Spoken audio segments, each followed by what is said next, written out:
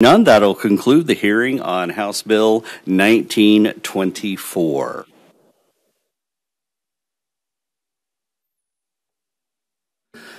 We'll now open up the hearing on House Bill 2580, sponsored by Representative Jones. Please begin when you're ready.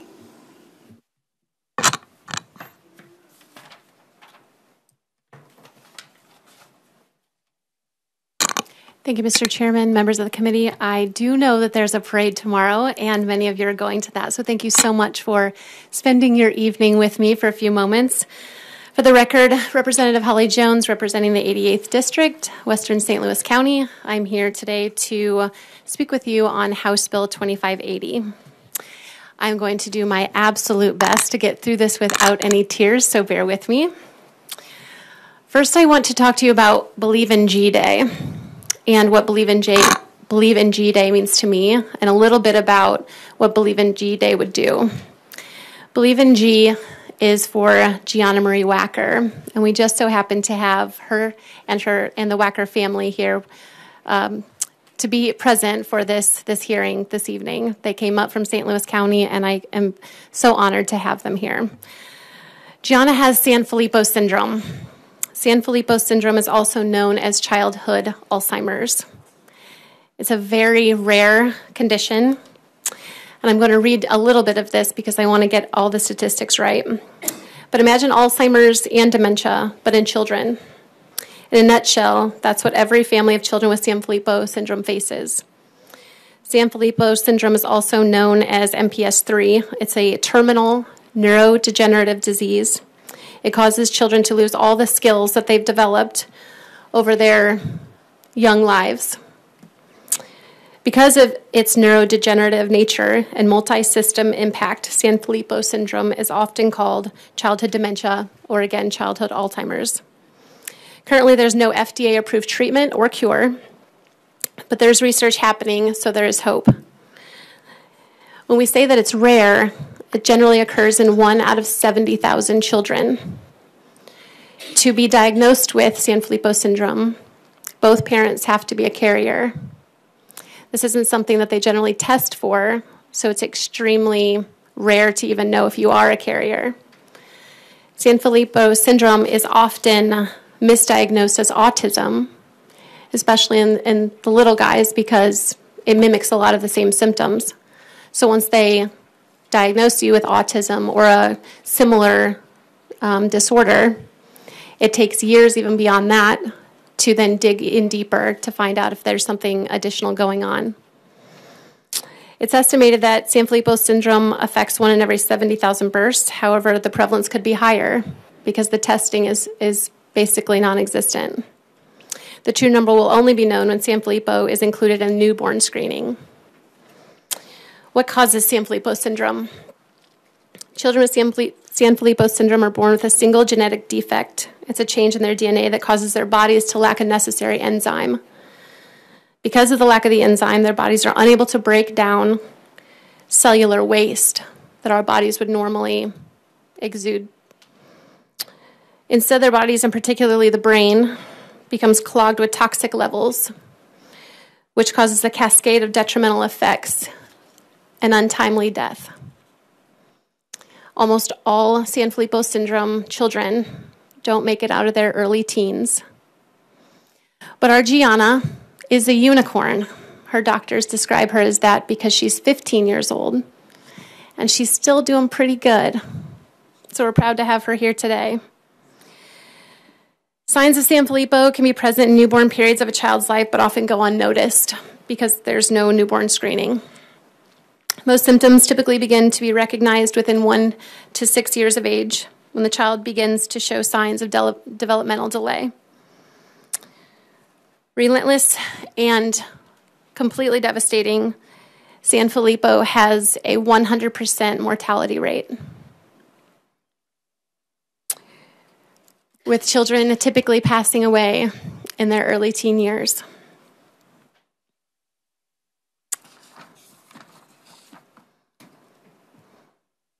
I'm going to actually cut this a little short so that I stay good. So Believe in G is actually for one little girl, but it's not just about that. Believe in G is a movement, and it's become a movement in our community. Sanfilippo syndrome was almost unknown, and it is almost unknown to most people. But Gianna and her family, the Wackers, have created a movement in not only our community and this state, but this country. They are incredibly dedicated to not only Gianna and her survival and her treatment, but to bringing awareness to the Sanfilippo community. They're very involved with the Sanfilippo Foundation in bringing awareness to not only the disease, but helping other families cope. I've never known a family that has rallied with their community to work so hard to bring awareness to something. I'm so proud of them. But I want you to imagine one thing with me. Imagine being told that this is the fate of your firstborn child. This is what happened to the Wackers on June 15th, 2021. I remember playing golf with my friend Teresa and her husband a couple days later and hearing this devastating news. And there are a couple of different types of people in this world. Those that allow tragedy and travesty to completely break them down and shatter their lives. Or the other kind that rallies together, holds on to those that they love, and moves forward in the most positive ways in a devastating situation. And that's what this family has done. Believe in G Day isn't just a day in Missouri that we will celebrate Gianna. It will be a holiday to be celebrated by the state. And that's what I'm asking from you. So November 13th is Gianna's birthday. She is our community's unicorn. We want to celebrate her and support other Sanfilippo kids, and what a special way to do it.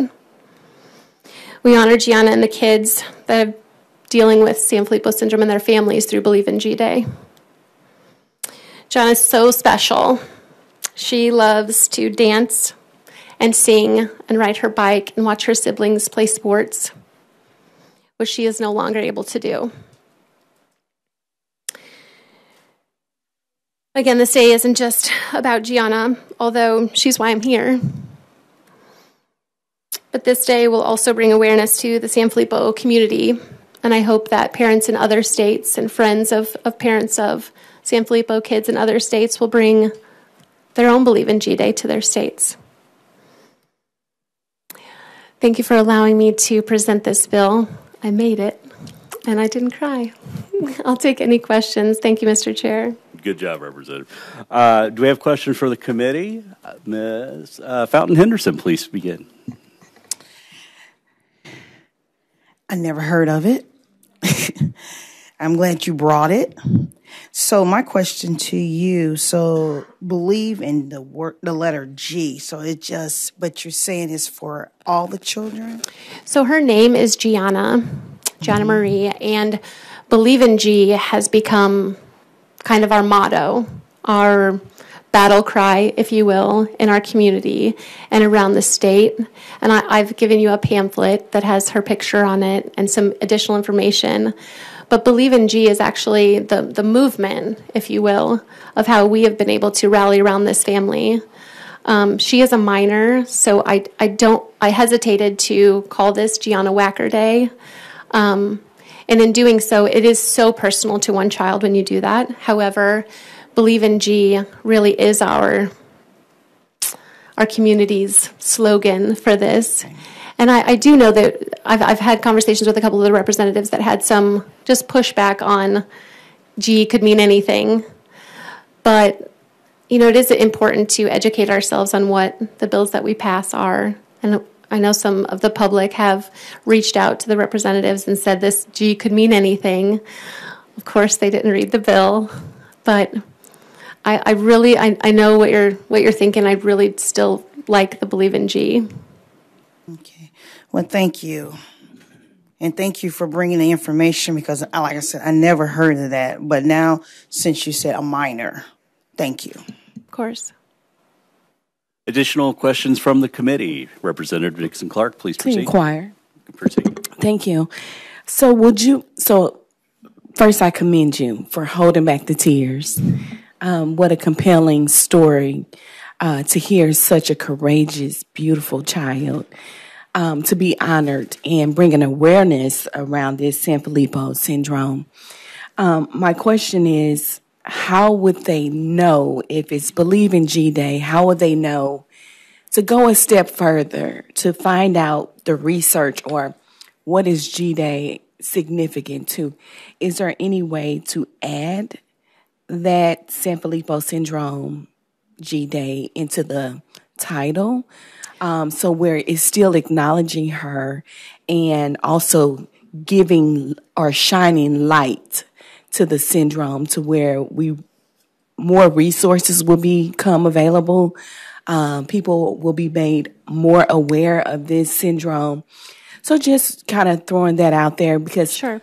when we talk about G Day, G Day is G Day. But for this to be tied to her story, I think would be more powerful than just having such a broad title as G Day. Sure. So it's the actual title would be Believe in G Day. And if you go online and you search Believe in G, the family has, and her mother is going to testify. So some of those questions you can ask her, and because they know with Sanfilippo syndrome, and if there's a day dedicated to Sanfilippo syndrome or a month or those kinds of things, because a lot of different diseases or disorders have, Breast Cancer Awareness Month or things like that. So while I do, we can definitely take that into consideration. I just don't want to double up on something. And I still, it's a fine line, right? Because I want it to also be personal. Yeah. And so I think a lot of times when we name things, most people have no idea what it's about. Like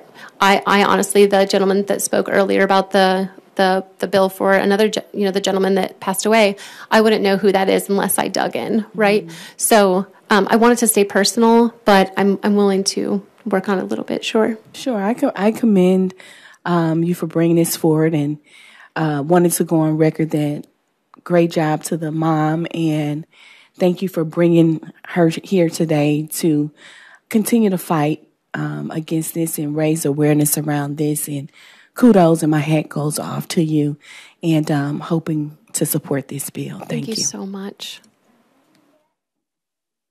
Additional questions from the committee members? Representative Sassman, proceed. Just a comment. I did go online just to see what happened. If I Google, and boy, it shows how smart I am. I can't. Okay, so when I Google Believe in G Day, the first thing that pops up is I guess that's the University of North Carolina in Greensboro. The second thing that pops up, Believe in G Golf Tournament. That is a fundraiser that we held. What's that? But this golf tournament is in Aberdeen. Yes, that's correct. That's in my district. In Aberdeen? Yes, Aberdeen is a golf community. It's a golf course in my district. Aberdeen Golf Club. Okay, so I see the picture here. Mm-hmm. So, and the next one is also a Believe in G for the same purpose. The next one is a Believe in G for the same purpose. The next one's a Believe in G for the same purpose. Another Believe in G for the same purpose. So, Representative, would you agree that it would make sense? Well, yeah, it's and this was just a comment. This Sure. is not a question, but okay, thank you. It does seem like that you're getting the kind of publicity and recognition that you need and deserve to make this take the next step. So I applaud you for that and for those working, and it does seem like you continue to get the recognition, and that helps promote your efforts. So Bring awareness, I applaud yes. you. Thank you. Thank you. Additional questions from the committee. Representative Barnes. To inquire.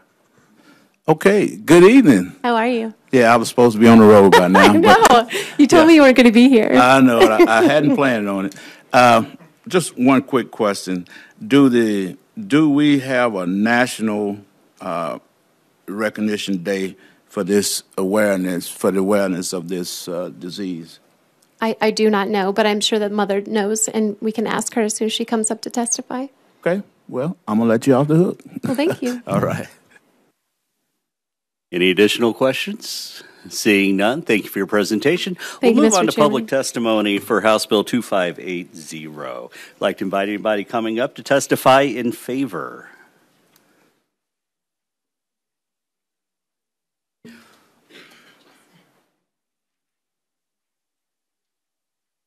As a reminder of anybody testifying today, please fill out a witness testimony form and don't forget to start the testimony by giving us your name.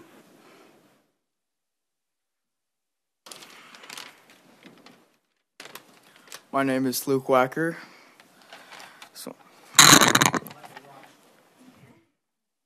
I'm Gianna's younger brother. Gianna suffers from Sanfilippo syndrome. This deadly disease is slowly taking her life away from us. Her brain is dying and currently there is no cure. Gianna is 15 years old. She should be having fun, learning to drive, going to school dances, and enjoying all the fun things a 15-year-old loves to do. Because of this disease, G has never learned to read. She used to be able to play soccer and enjoy dance class. She is losing the ability to write letters to her friends and communicate appropriately. This disease is like Alzheimer's, but in children. She forgets things very easily, and she asks us the same questions over and over again. My sister needs a cure. All of these children do. Believe in G Day in Missouri on November 13th would be so exciting. November 13th is Gianna's birthday. It would be to celebrate my amazing and beautiful sister, and most importantly, help spread awarenesses of this rare disease. Most people have never heard of this disease. More awarenesses would help more children get diagnosed sooner. It will create more opportunities to fundraise money for more research to help find a cure. My sister is a fellow Swiftie and loves to sing. She loves her family and her friends, and enjoys collecting all the seashells on the beach. She is a unicorn and defying the odds of this disease. Please consider Believe in G Day in Missouri to celebrate not only my sister, but all these other children suffering from Sanfilippo syndrome. We believe in G, and I all want all of you to believe in G too. Thank you, young man. Do we have questions for this witness? Representative Nixon Clark. Vice Chair, to comment. Proceed. If the chair was here, he would dare anybody to get up and oppose this bill. So I'm going to fill in for him today and say, I dare you get up and oppose this bill. Thank you, Mr. Chair. You're quite accurate, Representative. Any additional questions from the committee? Representative Fountain Henderson, please proceed. Ditto. Well said. Any additional questions? Representative Sassman. Just a comment, buddy. Congratulations. This is a historic moment for you. I'm glad you're here. Thanks for your testimony. Yes. I want to commend you on being such a great brother to come talk on behalf of your sister. Thank you very much for your testimony. Sir. Additional testimony in favor of House Bill 2580.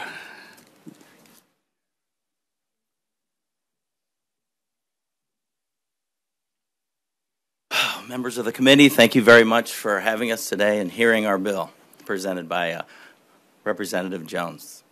I'm Jason Wacker. I'm Gianna's father, and I'll keep this short because it'd be very difficult. This is a devastating disease. It plays havoc on our family every day.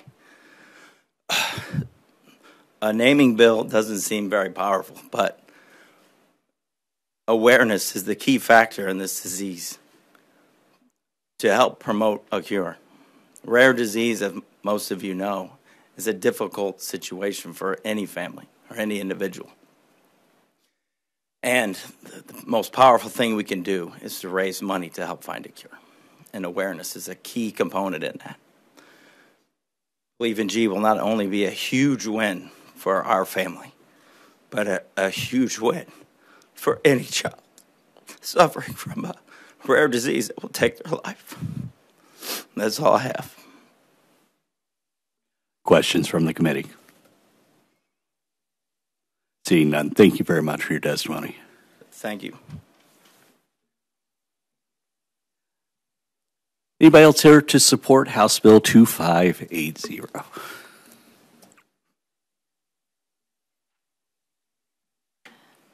Hello. Thank you all for being here.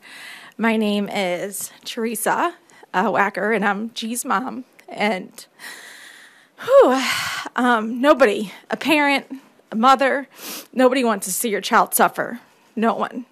And June 15th, 2021 was the worst day of our lives. And to hear our child has this rare terminal disease turned our lives upside down. We searched for answers for over 6 years because this disease is so rare. Nobody knows about it. 9 out of 10 doctors have never heard of this disease.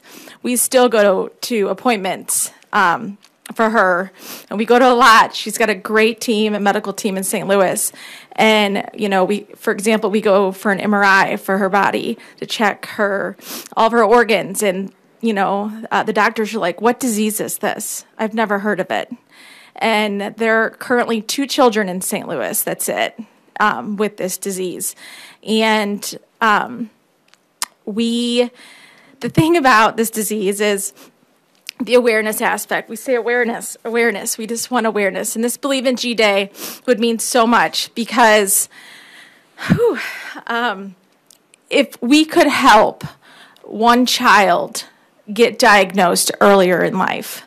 See, Gianna is 15 years old, and she's defying the odds. She's doing amazing. You know, we thank God for her every day, for how well she's doing. But like I said, we search for answers and answers and answers. Nobody has heard about this. Doctors don't know about this. They've never even heard of this syndrome. So with G's story and telling her story to so many others, not just in Missouri, around the United States, to help a child get a diagnosis sooner in life is huge, because the younger they are, the better they are at getting into clinical trials for more research. And, you know, raising awareness to find a cure was what we do. I mean, anyone will do anything to save the life of your child. I'll take the suffering, take it away from her. And that's why we're here. So Believe in G Day, I want to answer your question. There was November 16th is World San Filippo Awareness Day. So there is an awareness day for San Filippo. But like Representative Jones says, this is a movement. G is, you know, moving mountains right now. She is changing the world with her smile every minute of the day. And that is what we hope to do and continue to do. So Believe in G is, it would be amazing for not just her, but for all of these children in the world suffering from this. So thank you for your time. She's done really well here today, and I'm really proud of her. If you notice, her sisters are helping her out a lot over here. But thank you again. Thank you again. Thank you very much. Do we have questions from the committee members? Representative Barnes. To inquire. Well, good evening. Good evening. You know, this gives me a different perspective of the bill. The question I have is, how did you come up with the G? What made you come up with G? Well, you know, her name is Gianna, and we call her G. And, you know, to believe in G could mean, you know, we believe in G, we believe in Gianna, we believe in greatness, we believe in the good of everyone. We believe in God. And it really, I mean, G is a movement, you know, and it's Believe in G Day, and it can mean a lot of things. Absolutely. And that was what I was worried about. Have you heard of the AMBER Alert? I'm sorry, I didn't hear you. AMBER Alert. Amber Alert? Yes. Yes. Yes. And I don't know who that kid's last name is, but Amber was made after some young lady that was in trouble, and they come up with the bill Amber. And so I like Gina Day. I mean, it sounds good to me, Gina Day, but and I know she's pushing the G Day, but that was the question I wanted to ask yes. about the G. G. I mean, yeah, we say G for short. G, Gianna. Believe in Gianna. Believe in G. You know it. I'll speak what's on your mind. I don't know. Yeah, I don't yeah. know. G. It's a nickname for her. What's a nickname for her? I mean, some people. I mean, it's short and it's G. G. She's G. And the next question I was going to ask: what have you been doing to promote the G Day? Since her diagnosis, we have had 2 tournaments, several events throughout our community. We've raised over $100,000 already since her diagnosis for G and the Cure Sanfilippo Foundation. And, we have a Facebook page. We started her writing Believe. She wrote the word believe, and we have it now on signs. And we are... signs are starting to go everywhere in everyone's homes because believe can mean so much. Right.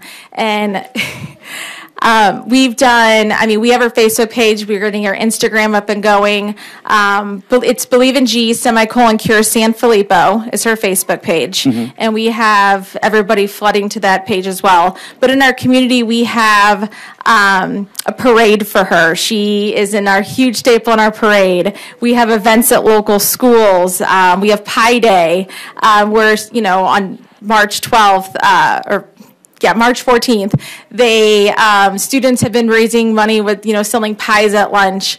There have been kickball tournaments for her in our community.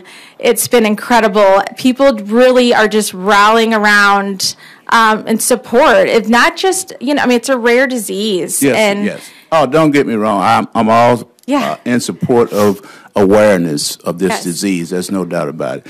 And I just want to commend you today for coming down, testifying on behalf. And that's what we like to hear as to things you want. You just come in and let us know, and we'll debate it and try to, get it done for you. So, no, thanks a million for entertaining my questions. No, thank you. Representative Fountain Henderson. I really appreciate your story. And how do I go about getting me a sign? Oh, I have a few signs in here with us today. Okay. So I can bring them in for Representative Jones. We brought a bunch with us to Jeff City today. All right. Thank you. Additional questions for the committee? Seeing none, thank you so much for being here for your testimony. Thank you very much. Is there anybody else here to testify in favor of House Bill 2580? Seeing none, is there anybody here to testify in opposition?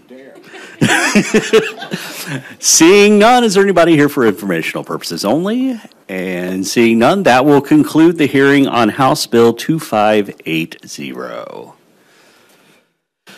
All right. Now, I move that the Special Committee on Tourism approve remote public testimony for House Bill 2591 and House Committee Resolution 46 and adopt the distributed remote testimony schedule. All those in favor signify by saying aye. Aye. Opposed, no.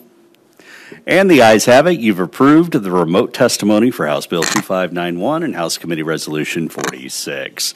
At this time, we're going to stand at ease for a few moments while we get the remote testimony set up. Thank you.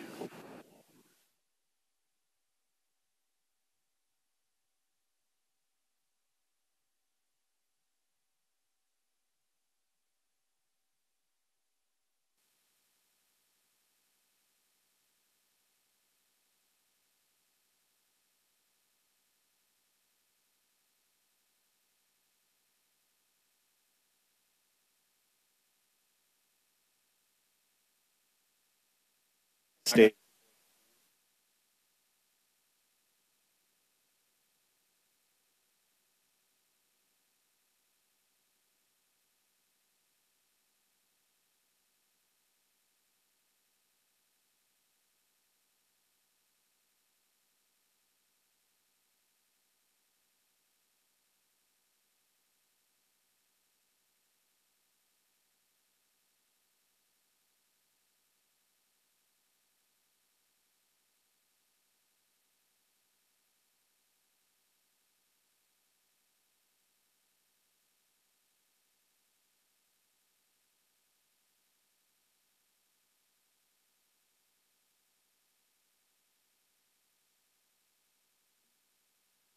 All right, we will now open the hearing on House Bill 2591, sponsored by Representative Ely.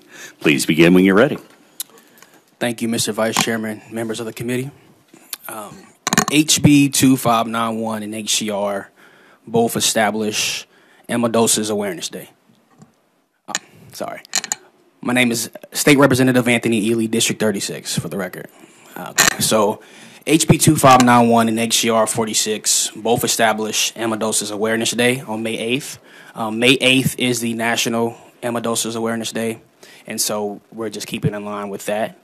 So what amyloidosis is a rare disease that's recognized in Washington, D.C. That primarily is shown in everybody, or people who are affected 55 and older. So you can have the disease and not know it for the majority of your life until you may run into a doctor or somebody who's more knowledgeable about this disease, and they may diagnose you with it. So the problem with the disease is that it's a protein that is produced from the liver. The protein misfolds, and so when it misfolds, whatever part of your body is assigned to, whether it's the liver, the kidneys, the heart, it sticks to that organ, and over time you'll experience symptoms, whether it could be heart symptoms. You may get misdiagnosed with a different disease than what it actually is, and by impact, you won't be able, you won't get the cure that you need, or the help that you need. And oftentimes we see people die from this disease. And the National Institute of Health has recently released a report that people who, excuse me, it's late in the day, so I'm trying to get my words together. People who have died from this disease, it took an autopsy of the bodies to find out that they actually had amyloidosis. And because there is a lack of awareness amongst professional doctors about what this disease is, they are not able to give patients the help that they need. And so with me today, I have 3 patients of the disease. Mike Lane is the primary advocate of amyloidosis. He brought this bill to me, asking me to introduce him to certain members of our community back at home. He's been on the radio spreading awareness of this disease, and he'll be able to explain to you the impacts, how large the community is, and how making doctors, not just doctors, but the community aware of the disease encourages people to not just get tested, but if they come up positive with of amyloidosis, they'll be able to seek the proper treatment that they need. I believe 2012 is when the first medicine for at least the heart version of this disease came out. Mike is a patient, or is a person who was given that medication, and he can explain to you the process that he had to go through to not only figure out what his issue that was going on in his body was, but the impact that medicine had on his life. And due to the nature of this illness, a lot of individuals were not able to come here to testify. I know that on remote testimony, we do have a few medical professionals.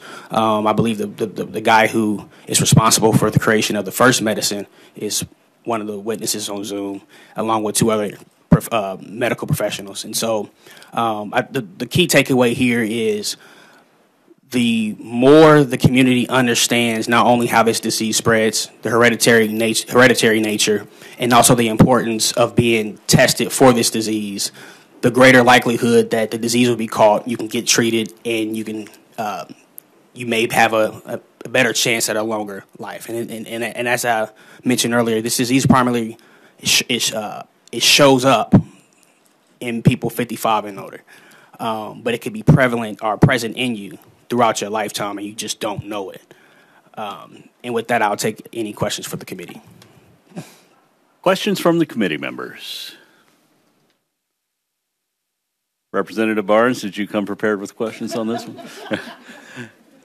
Seeing none, thank you for your testimony. We'll move on to the public hearing portion. First person to speak in favor of House Bill 2591 and Resolution 46, please come forward.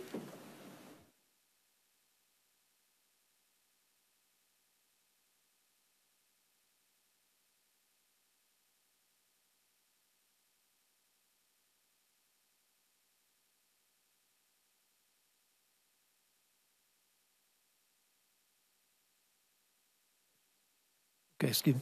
Okay, my name is Mike Lane. I come here to bring you the story of this disease, and I want to thank the committee for the time to bring it to your attention. And I would like to thank Representative Ely for bringing it here. If you were expecting a bill to follow that last sad story with something that's going to lighten it up, I'm sorry to tell you that you're going to get another rare disease that's fatal, no cure, that I'm going to bring to your attention in hopes that we could get this awareness promoted through this day. Okay, my name is Mike Lane. I am a patient. I have this disease. I was diagnosed in 2018. At that time, there was no medications for this. There was no treatment, and I was basically given 2 years to live. So my diagnosis covered approximately 8 years of going from doctor to doctor to doctor. Before you, in the pamphlet we gave out, it shows all the symptoms that the disease amyloidosis can have. And so with such a constellation of symptoms, doctors, they treat you for one thing. You go to a neurologist, you go to an orthopedic doctor, you go to a hematologist. Nobody ever puts it together.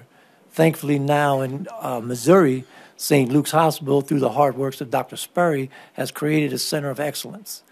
You know what I mean? So my story took me from doctor to doctor for like 6 years. I went to a cardiologist who had 30 years of experience, one of the best hospitals around. He misdiagnosed me, and it was just a stroke of good luck or an act of God that he had sent me for a cardioversion treatment where they try to shock your heart back to place. And the doctor who was doing it that day just didn't like the way he saw the screens. He actually took his phone up and called my doctor and said he's not comfortable doing that. So, immediately I switched doctors, that same day. Okay, so he told me, he said, you have problems with your heart. It's AFib is not the problem, but, we're going to run some tests. So, we did a few weeks of tests, and then he was able to tell me that, I got good news, I got bad news. The good news is you have amyloidosis. Had no idea. Well, I couldn't even pronounce it then. Okay? He says, the good news is St. Luke's just recruited an amyloidosis specialist from Cleveland Clinic, right? So I went then, saw Dr. Sperry. He explained what the disease was to me. And, he told me, he says, okay, of course I asked him what my prospect was. He says, well, you've got probably 2 years to live because there's no treatment. But in the conversation with Dr. Sperry, I also found out there was a medication being used in Europe, a medication called tafamidis. So when I left that office, I had two things on my mind. One, just told me I had 2 years to live. Two, I had to find a way to get this medication.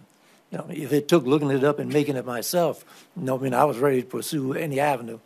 Okay, fortunately for me, through my, Googling, finding things about this disease, I found out that the company that made this drug was Pfizer, and through communications to Pfizer's office, I was fortunate enough to be able to get this drug on compassionate use before it was approved. And that, with some other treatments like a heart pacemaker and stuff, actually saved my life. Okay, so this is the importance of awareness that we have to promote. And it's not just in the community, it's also in the medical professionals. I went to a doctor last week, and he didn't even know what amyloidosis was. There's other testimony online, and there's another couple of the patients that's going to testify, right? It takes 4 or 5 doctors, probably 5 years for somebody to get a correct diagnosis. Amyloidosis is a misfolding protein that comes into your body. It turns into fibrils. It doesn't get processed like the regular proteins. So then the fibrils start accumulating in your tissues. They can accumulate in your heart, your nervous system, your stomach, anywhere. And unfortunately, the reason that nobody gets diagnosed is because doctors look at it individually. It's like a silo effect. You go to one specialist, they don't really communicate with another specialist.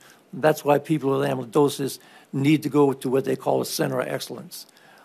Kansas City just recently created one, but now, and you'll see from your testimony online and from people that are here to testify, people from Missouri actually have to drive to Mayo Clinic every time they have a doctor's appointment, because that's the only place where they had they have the center of excellence up there. So Missouri is changing that. So we want to have a day in Missouri, this amyloidosis day is kind of like our flagpole, our Rock of Gibraltar. And we can expand on that. Not only will it bring people in here in Missouri, citizens who have to now go to Mayo Clinic, they have a place in Missouri to go. But it also creates a center in Missouri so people from other states are going to go and take advantage of this center. And that's going to add not only people coming, hotel rooms, medicine, but it's also going to bring better doctors to Missouri. It's going to bring better technology to Missouri, because these centers of excellence are rare. They're, spread around the country, and they're much needed. There's no cure for this disease, but the treatments they have out now, that if you get there early enough, it can hold back the treatment. Now, this primarily affects older individuals. Unfortunately, the last rare disease we just talked about was for kids. But, there's many benefits that can come from having this awareness. And as Representative Ely said, we are trying to reach out in awareness. And I have the pamphlets that I gave you. There's things that patients need to be aware of, and they need to bring them to their doctor. Some of these stuff are complicated. People are not going to remember it just hearing it one time. So we prepared these little papers for them to take to the doctors. Everybody should have a copy of these. And it's just titled Think Amyloidosis, Carpal Tunnel Syndrome, bilateral. 10% of the people who have carpal tunnel syndrome have amyloidosis. It was very unknown. They just did a study. So there's it typically starts with simple neurological problems, like you get numbness, shortness of breath, you get ruptured bicep, carpal tunnel, spinal stenosis. These are all the early indicators. So we also have a sheet where he says think of those that has the more technical clinical things. We ask people to take these to their doctor and give this to the doctor and let them compare that, to whatever they're seeing in their tests and their studies like that, okay? And as Representative Easley was nice enough to say, is that we've reached out to him and asked, there's a particular variant of amyloidosis that affects African-American communities, right? The National Institute of Health estimated 4% of the population carries this variant. Doctors in clinics are estimated it's probably double that. So we have started a pilot awareness initiative in Kansas City focused directly on the African-American community. We've asked Representative Ely and some other individuals to try to, help us get introduced to the churches and to the civic organizations so we can bring this initiative out and make the patients aware. As a patient, I know that we have to be our own best advocates, and it's all awareness. It all starts with awareness. That's the pathway to saving lives. So we have we've made up a flyer that we distributed in, so that's one of the things we're very working on. And there's a couple of other things that I wanted to point out. I know everybody's ready to go to the Chiefs game. Parade as I am. Just follow me down the highway, okay? But I wanted to point out a couple of things on the submissions, online submissions, right, that you probably are not aware of because you just see people's names. You have a submission there from a person named Matt Maurer. Matt Maurer is a doctor in Columbia University in New York City, is, if not the most renowned amyloidosis expert in the world. He's among the top. He's has credentials coming out of his ears, and he has taken time to submit this in support of this bill. There's another doctor, Kareem Somov. He's the director of the Amyloidosis Center in Pittsburgh. He's taken time to turn in an online submission. We also have some researchers. Dr. Wall, he's the distinguished professor and he's the head of the Graduate Medical School in the University of Tennessee. He has pages and pages of publications and stuff. He invented the first way to discover amyloidosis in the body. It's still in phase 3. He has developed a scanning mechanism where he has a molecule he developed and he attaches a radioactive agent to it. The patient gets an infusion.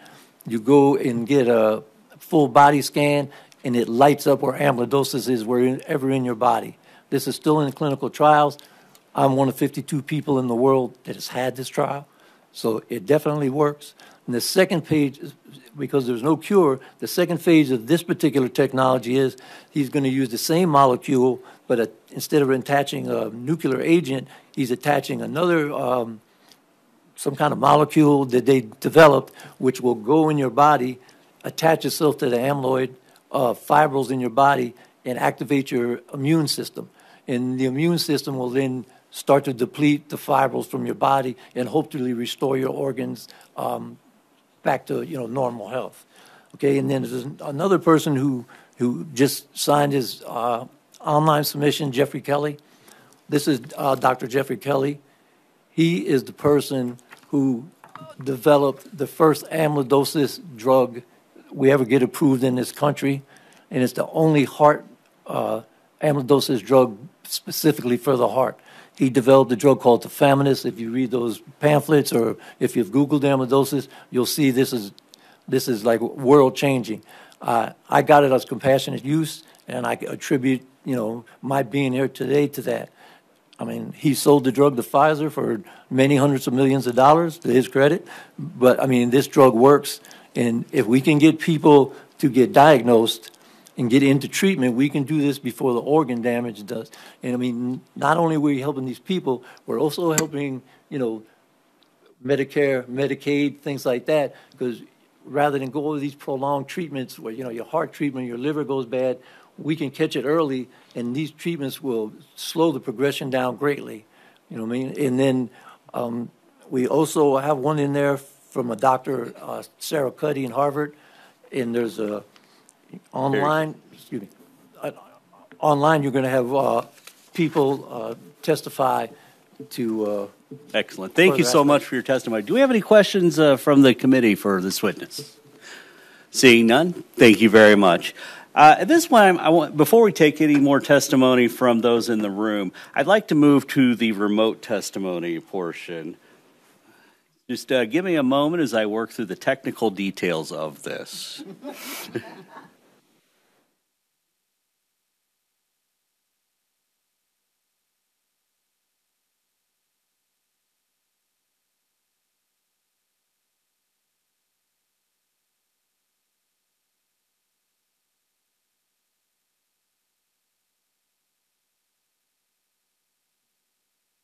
All right, we're going to start our remote testimony with Fred Bisler. Fred, if you want to remind you to state your name before you start your testimony, and also to ensure that you fill out an online witness testimony form.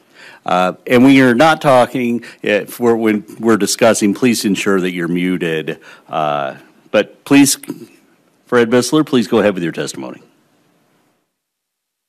Can you hear me?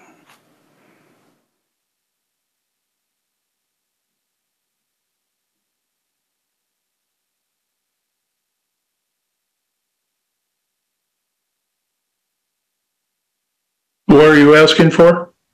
Fred. This is Fred Bisler.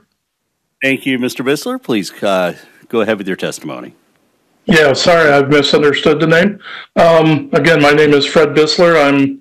I'm here on behalf of myself. I live in Overland Park, Kansas, so I guess that makes me a virtual visitor. I was diagnosed in November 21 with amyloidosis. I was recovering from hip surgery and was at a physical therapy appointment at University of Kansas Medical Center. And had a bit of an event, and my physical therapist took me down to emergency room, and before I knew it, I was in cardiac care, intensive care. And obviously a lot of tests later, I was released, and my neurologist actually referred me to another neurologist, which I thought that was a little bit strange, but I went to see him, and he was housed, his office is in the heart transplant clinic, which gave me a bit of a thrill. And we went through a lot of questions and everything, and as Mike mentioned, he asked, one of the questions was the carpal tunnel, and I'd had carpal tunnel, and I asked, what does that have to do with my heart? And so he went through all the diagnostic and information and everything, and it came up that I was in fact positive for amyloidosis, ATTR. I consider myself quite lucky, quite frankly, because I was in the right place at the right time. I was immediately taken up to cardiac care. They referred me to a specialist at KU Medical, and I am also on tafamidis and have been since 2021. And I'm also part of a trial with a drug called patisiran, which I go to KU Med for a transfusion every 3 weeks. If it was out of pocket, I would be spending $28,000 a month on tafamidis, but KU has a pharmacy, specialty pharmacy department, was able to work with Pfizer to get that covered for me. And right now the trial is being covered as well. And I'm very pleased to say that my last results is that I actually have some improvement. So I can't tell you how much I appreciate what Mike is doing, and also Representative Healy. This is quite important. I would imagine that somebody in your group has probably had some carpal tunnel. I'm not suggesting because you had a carpal tunnel that you have ATTR, but you probably know somebody that does, and it's worthwhile checking. And that's enough awareness to get people to be. And I too have run into a lot of physicians that don't know what ATTR is. So I'm honored to be able to present and give my story, and I certainly hope that you will consider this as an event to approve. Thank you for your testimony. Does anybody have any questions for our remote witness? Seeing none, appreciate your testimony. Please ensure that you did fill out a online witness testimony form. Okay, thank you. Thank you.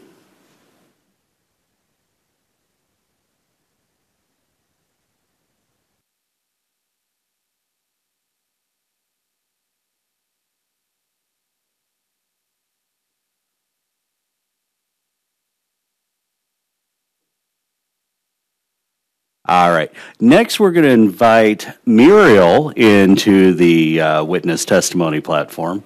Muriel, can you hear me? I can. Can you hear me? Yes. And for the record, please state your name. Also, state whether you're testifying in favor or against House Bill 2591. Definitely in favor. My name is Muriel Finkel, and I'm co-founder and president of Amyloidosis Support Groups. And I want to thank you all and Representative Ely for inviting us here today. We have over 10,000 members of Amyloidosis Support Group all over the United States, representing the three main types of amyloidosis. We seem to have been covering two of them here, and I do want to mention that there are three main types. Two of the types come from the misfolded protein made by the liver, and one type comes from a misfolded protein made by plasma cells in the bone marrow. My husband Steve and I were caregivers for my uncle Norman, who had AL amyloidosis, which back then was called primary amyloidosis. He had heart, kidney, nerve involvement, and prior to his death in September 2023, he was on oxygen, dialysis 3 times a week, and confined to a wheelchair due to the neuropathy in his feet and legs. Unc was an Air Force veteran and very independent until his diagnosis. When he moved into our home from Florida, so that he could be taken care of by people who loved him, he changed, unfortunately. And when we helped him move, we had to take away some of his driving privileges as he started to faint from orthostatic hypotension. I'm sure he felt very humiliated at what must have thought was a great indignity. And then shortly after that, he became wheelchair bound due to neuropathy, and he required oxygen and dialysis 3 times a week, about 2 years before he died. After Hunk's death, I felt alone and knew others felt that way too.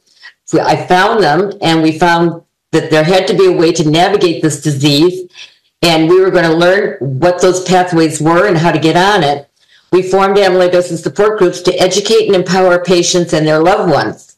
The early groups were more like grief groups, but we did notice that the patients lucky enough to be near one of the few known amyloidosis treatment centers back in the early 2000s seemed to be doing better. They were surviving longer with greater quality of life.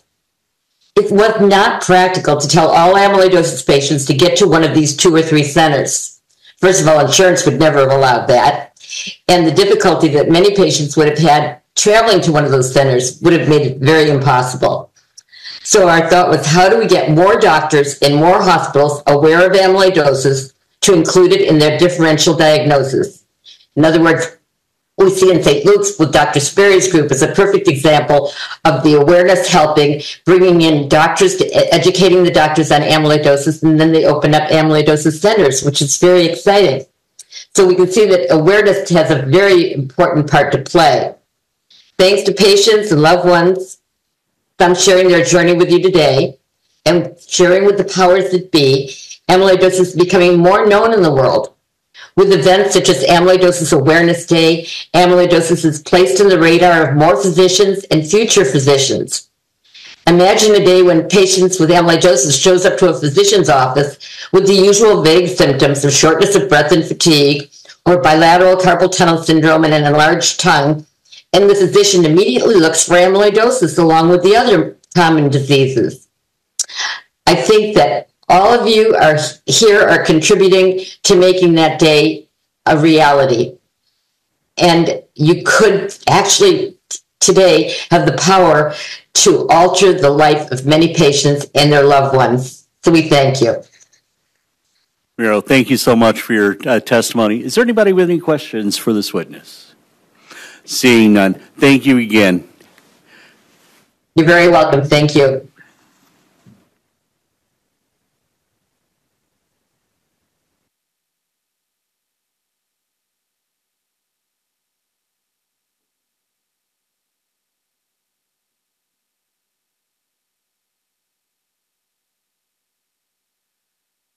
All right, next we're going to invite in Sean for his testimony. Sean, can you hear me? Would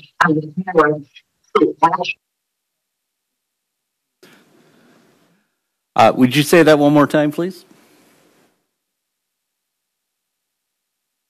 Oh, we can see you now. All right. Sean, for the record, if you'll state your name and if you're testifying for or against House Bill 2591, then please proceed with your testimony. Hi, can everyone hear me? Yes, sir. Okay. My name is Sean Riley, and I am testifying definitely in favor of passing this bill. Hold on one second. Okay, again, my name is Sean Riley. I'm 60 years old, and I have hereditary amyloidosis. The version of hereditary amyloidosis that I have is specific to people of Irish descent. I'm a retired nuclear reactor operator and reactor operator training instructor. I've worked in the commercial nuclear industry for over 30 years, but I had to retire due to this illness. I live up in New Hampshire, and I currently serve on the Amyloidosis Speakers Bureau. It's a nonprofit organization where we travel the country to try to educate the medical community on this disease. And in fact, in April, I will be a tourist in Missouri. I'll be speaking at the Washington University School of Medicine in St. Louis to a group of cardiology patients. I'd like to briefly describe my journey. It took over 7 years for them to diagnose me following the initial onset of symptoms.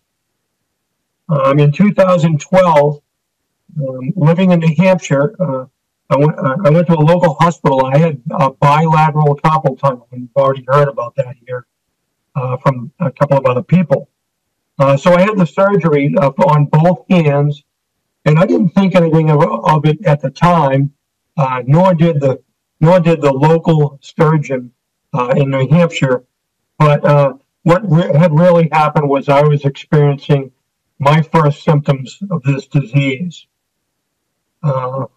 Fast forward within a year of that, and I started experiencing numbness in my left foot and up through my left leg up towards my knee. Now, I had previously had vascular surgery in that leg, so I just attributed that numbness to nerve damage from the surgery. Little did I know, and little did the person that performed that surgery know, but what was happening was the peripheral neuropathy from this disease was starting to spread.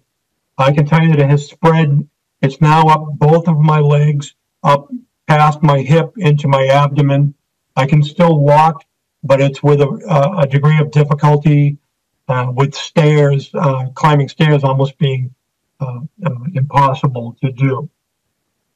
Fast forward a little bit more, and I was at home, and I experienced an uneasiness in my chest and a dizziness.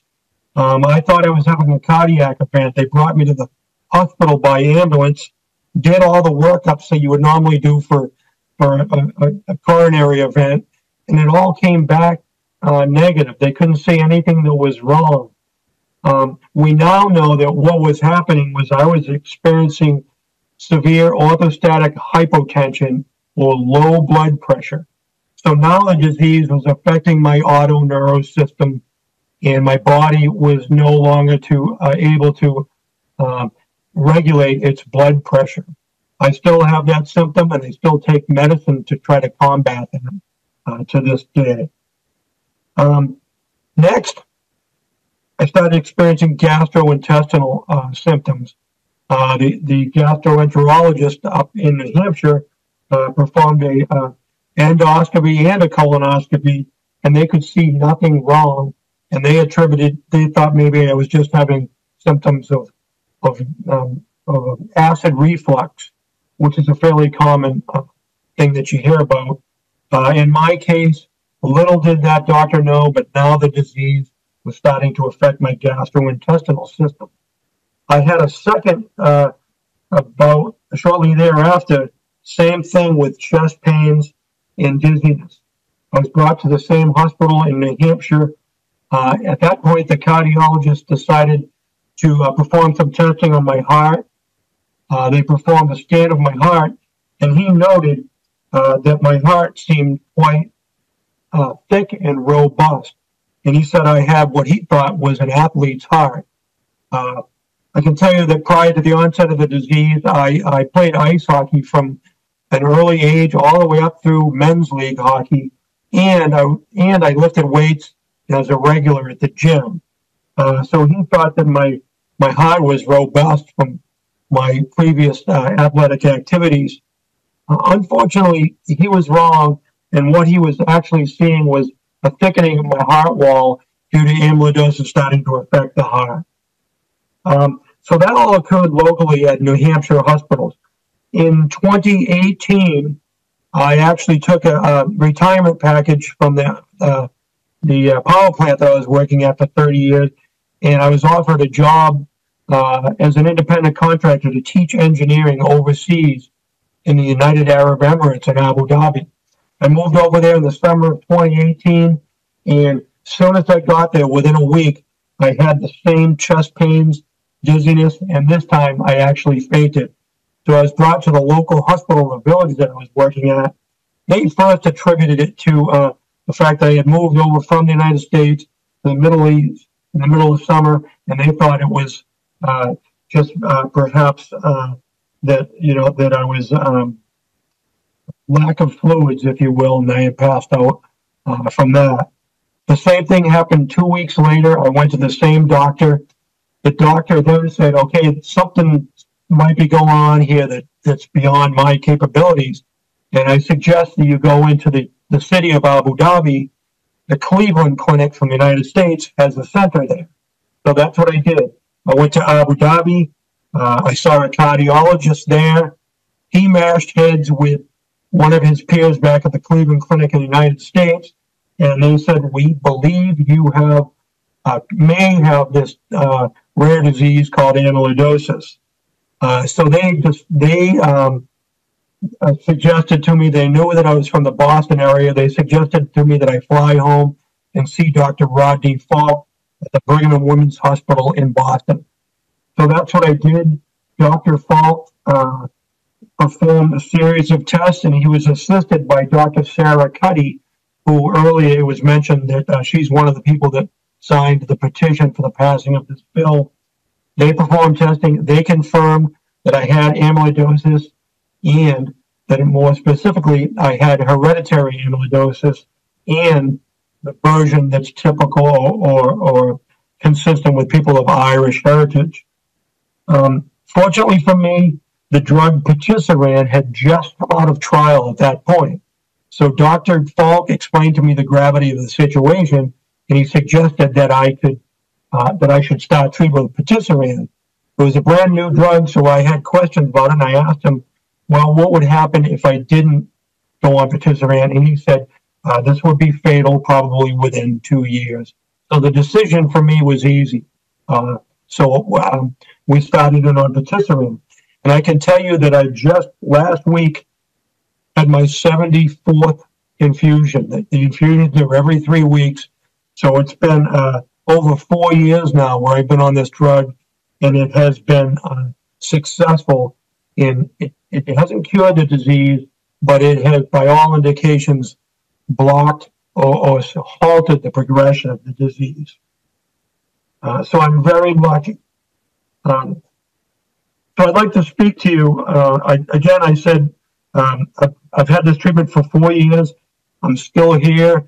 I'm working as a speaker for the Amyloidosis Speakers Bureau. So I'm a success story, but I'm also